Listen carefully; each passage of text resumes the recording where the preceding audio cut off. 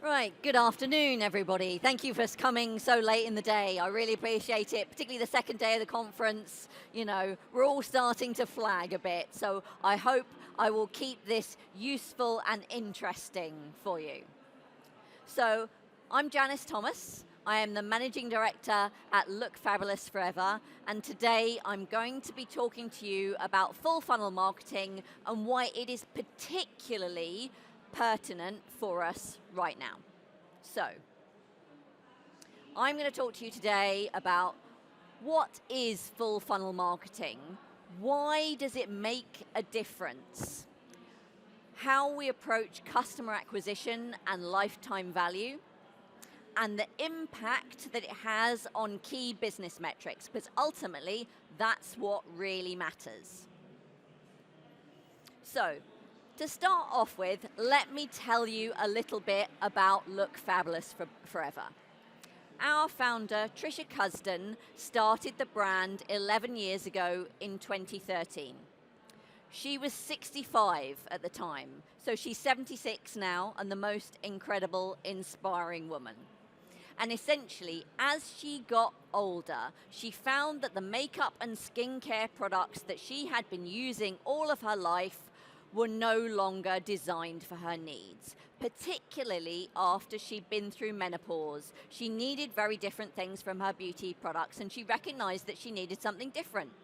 So she went out to find those products that were designed for her, and they just weren't out there. In fact, mainstream beauty brands and retailers really aren't interested in women in their 60s, 70s, and 80s. They don't consider it an important demographic for them. Now, if you've ever met Trisha, she is not the kind of person to take this lying down. So she said, right, if those products aren't out there, I'm going to work out, how do you formulate them? How do you manufacture them? How do you distribute them?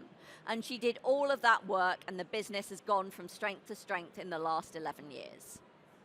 So, that's Look Fabulous Forever. Let's talk about full funnel marketing. So, full funnel marketing is all about taking our customers on a journey. And traditionally, we think about the funnel as taking customers on that first journey to that first purchase with us as a brand.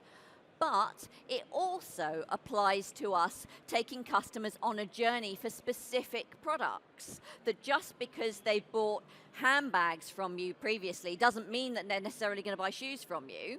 They need to go on a journey for different types of products as well as their relationship with you. And it's really thinking about the customer and what does the customer need from you at every stage of the journey. How can we convince them to take the next step? And ultimately, if we are going to drive growth in our businesses, we have to think about the whole funnel. That particularly in recent years, we've been really focused on that bottom of funnel, performance marketing, conversion, all of those things. That is really important. But if we are not telling consumers about our brand and what we stand for and why they should buy from us, then we're not creating a pool of people to convert. So over time, we are fishing in a smaller and smaller and smaller pond. So full funnel marketing is balancing that you're educating people and you're bringing them in at the top of the funnel, but you are also converting them at the bottom of the funnel. You're taking them on every step of the journey. Why is this particularly important right now? And why are brands who are following a full funnel strategy right now seeing exceptional results versus the rest of the market? So we've been back and forth over cookie deprecation. Are cookies going away next year or the year after or not at all? Ultimately, whether they exist or not, cookies are becoming far less useful than they used to be. more people are opting out, more technologies are opt out by default. That data that we used to rely on is less and less useful. I know from talking to the IMRG, who are the UK Association for E-commerce, and they collect lots and lots of data. One of the interesting trends they've seen in the last few years is a decline in traffic. I would argue it's actually a decline in measurable traffic across UK e-commerce than necessarily a decline in traffic overall. So it's becoming less easy to do all the stuff that we used to do, focus on last click attribution, focus on that bottom of funnel. It's becoming harder, and that data is becoming less and less reliable and less accurate. With GA4, we're all living in a GA4 world, and none of the numbers match what they used to be before, but maybe this is an opportunity for us to tell us that maybe that data wasn't telling us what we thought it was. We just became reliant on it because it was really easy. Google in particular for the last year, 18 months, has become, the algorithm updates have been increasingly about the concept of helpful content. The Google AI algorithm is becoming smarter and smarter and smarter, and it is much more able to distinguish between clickbait and stuff that people genuinely find useful and helpful, which means it's a huge opportunity if you as a brand are providing genuinely useful and helpful content. And also, in the era of AI content, when anyone can just throw something into ChatGPT and throw it up on a web page, actually something that is really thoughtful and considered and focuses on your customer is going to have much greater cut through. And of course, the great thing about AI is it makes it much easier to produce that content, because it's much easier to go from a starting point and finesse it, rather than start from scratch. And particularly, there's been a lot of changes in the last year to 18 months within the paid ad space, particularly with Meta's Advantage Plus shopping and Google's Performance Max, that how we buy advertising and how that advertising is targeted has changed enormously, again, away from that last click bottom of funnel. So let me talk to you specifically about how we approach acquisition and customer lifetime value at Look Fabulous Forever. So we know, because we have talked to our customers about it, we have talked to our customers, in-depth interviews with our most valuable customers to understand in a great granular detail what is their journey to purchase. We know from talking to our customers that there are 5 ways that typically they discovered our brand for the first time, because we are 100% direct-to-consumer brand. You will not find us in a retailer. We do not sell on Amazon or through any other third parties. The only way you can buy our product is to come to us directly. So we know most customers find us through our YouTube videos. Our YouTube channel is huge. Trisha recognized early on that video content was going to be a massive opportunity for us as a direct-to-consumer brand. We have around 60,000 subscribers on YouTube, thousands of videos, hundreds of thousands of hours of content. And Meta advertising. Meta is really crucial. People say to me, oh, so Janis, your customers, women in the 60s and 70s and 80s, where do you find them? The same place you find everyone else, on the internet. Word of mouth is also massive for us. We know that 75% of our customers have recommended us to someone. Not the NPS score in some hypothetical situation, do you think you would recommend us? 75% of our customers have recommended us to someone, and 95% of those conversations have taken place in person.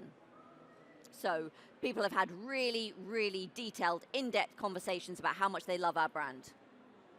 PR is good for us. It's been great. We've had coverage on everything from This Morning to national newspapers to magazines to all of those things. It's great, but it's a lot of work. It's really hard, particularly when you've been going 11 years. you've told your story so many times. So that's great, and we do use it where we have opportunities, but we're not the stage of growth for us that to be our primary thing. And then we partner with other brands who focus on a similar demographic to us. We do a competition, you win some of our stuff, some of their stuff, we cross-promote it. It's a great way for other customers of other brands to discover us. So we know those 5 things are the first ever touch point with someone who goes on to be our customer. So we want to take this is the journey that we want to take them on at Look Fabulous Forever. First of all, I want them to recognize us. I want them to be like, oh, Look Fabulous Forever, I've heard of them. That's the first step. Then I want them to know something about us or our products, to know Trisha's story or know some reason why one of our products is different. Then I want them to watch a video that might be on YouTube, on Meta, on our site. Then I want them to give us their email, and then I want them to buy something. So I know this is the stage by stage journey that I want to take them on, and what does success look like at every step of those journeys, and not just focusing on that last one of buy something. That hitting all those crucial points in between is going to make a massive difference. I think that how you acquire your customers makes a massive difference in how likely you are to retain those customers and have a repeat purchase. If you think about it, imagine you're in the market for red shoes. You go onto Google, you type red shoes, you see a Google shopping ad for red shoes. You bought them in the less than 2 minutes, and they arrive the next day in the post. Can you even remember what brand the shoes were for, or what retailer you bought them from? They filled a need in the short term. You're much, much less likely to go back and buy from that brand again than you are where you knew their brand purpose, you knew what they stood for, you knew why their products were different, you knew why you should pay more for them. Then you had that experience, you're much more likely to go back and make a second and subsequent purchase with them. So for us, telling our story is absolutely vital. We want people to understand we are not some big, faceless, huge corporation. Our founder started the brand because she faced exactly the same problems as our customers face. As you get older, the products that you need are very different. So for example, traditionally, if you buy a blusher, you would either buy a cream blush or a powder blush. But as you get older, if you wear a powder blush, it sits in the fine lines in your skin and it's not very flattering. But if you wear a cream blush, older skin is very absorbent. So you put it on in the morning and you look amazing, but by lunchtime it's completely disappeared. So our blusher is designed as a cream to powder formula. So it goes on as a cream, it goes on smoothly, but then it dries as a powder so the color sits on your skin and stays vibrant all day. So literally every single one of our products is designed with a very specific use case in mind. So our customers need to understand, why is our product different? If they just see a pack shot on Google Shopping, our blusher could be the same as MAC or Clinique or any other brand. It's only by telling the story of that product will they know why they should buy it. We have a number of USPs. So for example, you can buy any of our products, and if you try it and you don't like the color when you've got it on, or it doesn't suit your skin, or whatever reason, you can return that to us free of charge for a full refund or in exchange for another product or color. Now imagine going into Boots and saying, oh, I bought this lipstick last week, it doesn't suit me, can I have a refund? It's not happening. So getting our customers to understand these USPs is really crucial. We provide lots of social proof, whether that's Trustpilot reviews or product reviews or testimonials from our customers. We show how delighted people are now they have switched to these products that are designed for them. And all of this is about building trust on the journey to purchase. Then we have a policy that we are all about useful and helpful content. This is the heart of what we do. So some of this is product demos. So for example, not only do you need a different type of eyeliner when you're 75 than when you're 25, but how you apply that eyeliner in a flattering way is going to be completely different. So particularly in that early on stage of the journey to purchase where you're getting to know us, you're getting to know our products, we're building that relationship, we're building trust. I would much rather that you were continuing to buy your eyeliner from Superdrug, but you're watching our tutorial videos and you're learning how to apply it in a way that makes you look great, because in time you're going to come and trust us to buy the product from us as well. We provide tutorials, these are massively popular. One of the things that is endlessly surprising to me is the vast majority of our customers are retired. So in theory, they should have all the time in the world to get ready in the morning. Universally, our most popular tutorial videos on YouTube ever, with like literally millions of views, are all 5-minute makeup tutorials. It's like, surely these women have got all day to do it, but we provide the content that our customers find useful and helpful.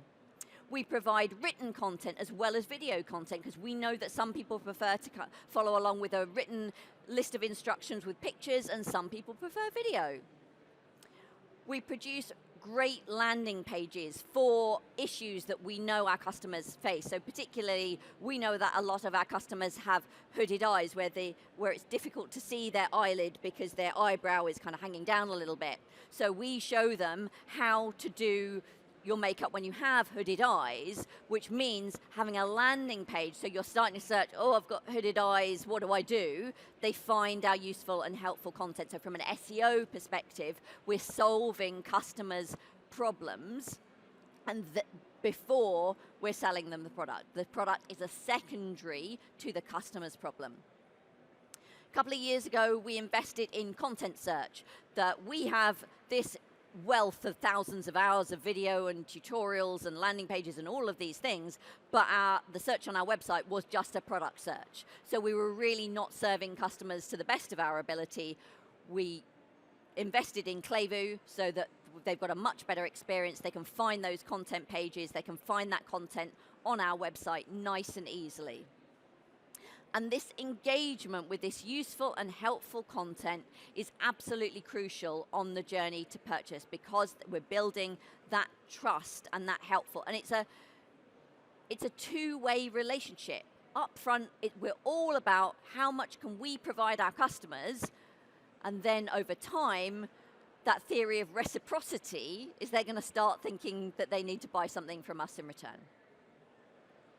I'm going to talk a little bit about Meta, because Meta has changed massively in the last 18 months. The old Meta was all around very specific targeting, very specific audiences. Right, I've got my lookalike campaign and my demographic one and my, interest audiences, all of those things. ASC is much more about creative as targeting. We had separate campaigns with different funnel objectives, whereas actually ASC enables you to do a lot of different things, because you can have up to 150 creatives, it's able to show different people, different creatives at different stages of their journey. So everyone has pretty much a unique experience. And this for us has been really useful, because we target a very, very specific demographic. However, at the heart of what we do is need-based. And actually, there are some needs that we address that are not unique to our demographic. So for example, our core audience of women in their 70s typically very heavily overplucked their eyebrows in their youth. They typically don't have very much in the way of eyebrows. Literally, my mum has no eyebrows. So our brow product is like a tiny little paintbrush where you can paint on individual brow hairs. So obviously that's designed for a specific use case. But if you have alopecia or you've been through chemotherapy and lost your eyebrows, you may also find that product useful. So that opening up to us, because it's need-based, it's creative, it's targeting, enables us to reach something beyond the demographic that we were traditionally focused on. this makes us really stand out, because what we are doing is completely different to what everyone else in the beauty industry is doing on TikTok, trying to get you to buy particular color trends and all of those things. We're not doing that at all. And older consumers are ignored and stigmatized. If you think about it, in the UK today, over 50s are 40% of the population. How many websites and advertising and media do you see featuring over 40s? They are just overlooked in a massive way. They're massively underrepresented. And when they are included, they are often stereotyped. That when I talk to people and I say, oh, our core demographic is women in their 70s, the vision they have in their head is a grey-haired granny in a grey cardigan.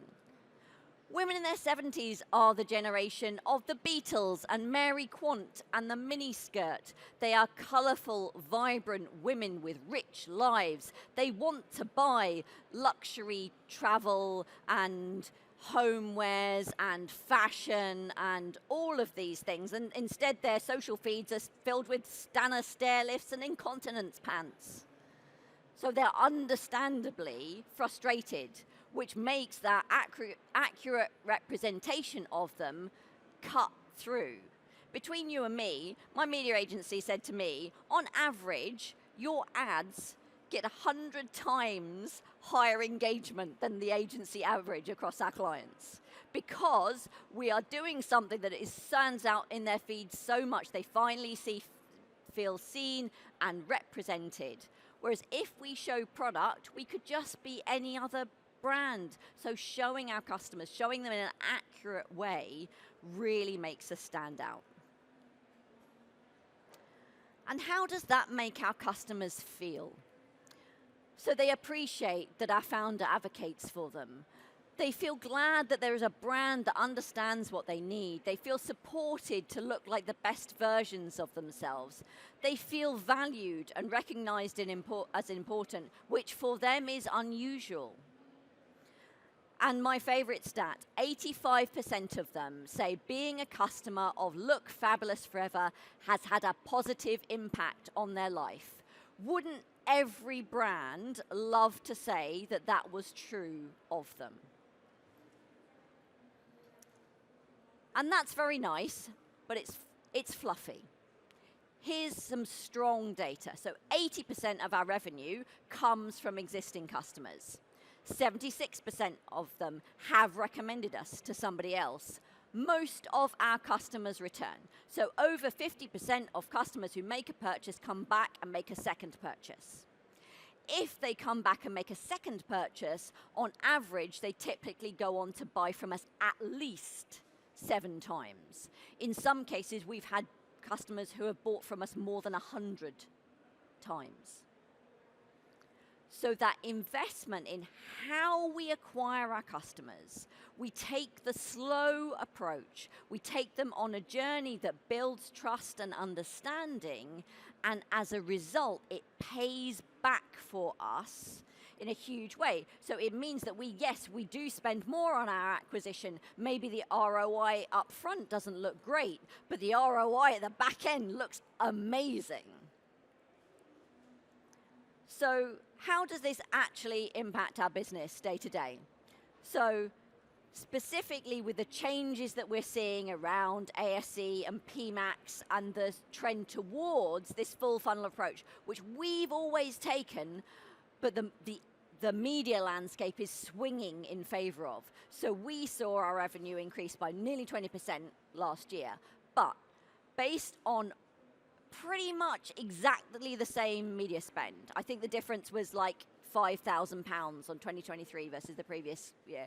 We saw a 67% increase in new customer acquisition. And while I may have joked about NPS score, we do still measure it, and we saw a record NPS score this year, and in fact, for the first time ever, we have just celebrated our 4th consecutive quarter of a 70% plus NPS score. So it's not just been a flash in the pan, it's been a sustained record NPS score.